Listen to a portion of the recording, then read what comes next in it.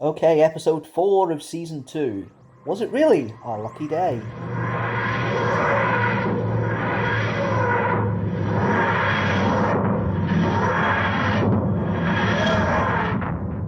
It's nice to have a slower paced episode compared to the previous couple. I think it's really quite interesting how it's all worked out.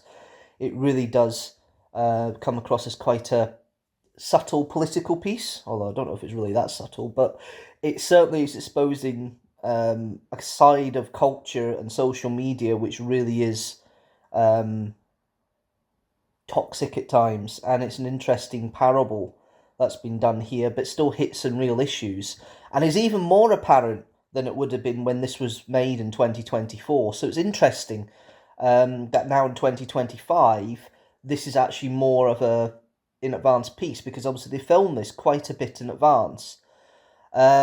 So it's on the zeitgeist, and it's in the zeitgeist in an interesting and productive way. Nice to see Millie Gibson back as Ruby, and nice to have a kind of understanding that she is suffering from a form of PTSD after the adventures with the Doctor, because she did bumble, she not bumble, but she did go along without showing too much emotion last year in season 1. So it's nice to see her actually having a emotional response to what's happened, and the fact she was easily manipulated by Conrad was a symptom of obviously what had happened to her, and how even though she's faithful to the Doctor, she still has this trauma. And it was nicely written, nicely presented, nicely acted by Millie Gibson as well. And I think it was a really nice set piece for her. Nice to see Unit back. Nice to see the steal of Kate Stewart, even though it maybe went a little too far, as it's been pointed out. But do you know what?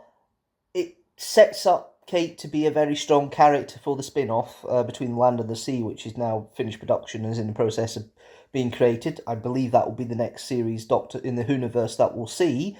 And ultimately, I'm really looking forward to what the rest of the season gives.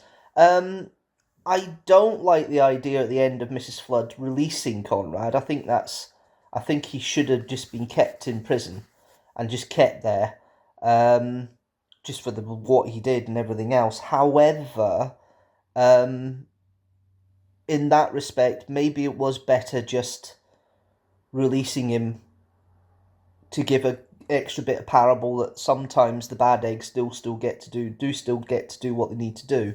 So suppose in that respect it's more of a critical eye in this one, and I really did enjoy the whole plot line and the way it all worked out this time, and it really was nice. Shooty was good with what he played with. The actor playing Conrad was brilliant. Um, was it just me? It isn't. I checked, but was it just me that he had a kind of young Paul McGannish look to him at times? It was really interesting seeing that. I don't know. That's just my opinion. However, I think it all works really well. I think it's a really good story. An interesting change to last week's The Well, which is the sequel to Midnight. This one is the political piece. This is the dot and bubble of the episode. I think of the season. I think. Like Dot and Bubble was the one last year with commentary on social media and influences. This one's taken a step further. I really like this one. I think it was really interesting seeing it and the way it's been emotionally put together.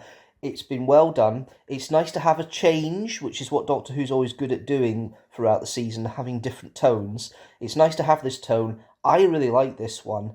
I just hope the rest of the Who community has as well.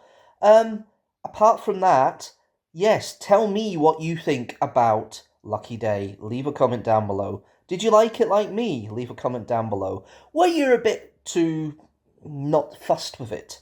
Leave a comment down below. If you like this video, please like it, share it with the hashtag teamstructor, and also hit that subscribe button and the notifications bell so you know when a new video comes out. General rule, new video every Sunday at 4 p.m. GMT.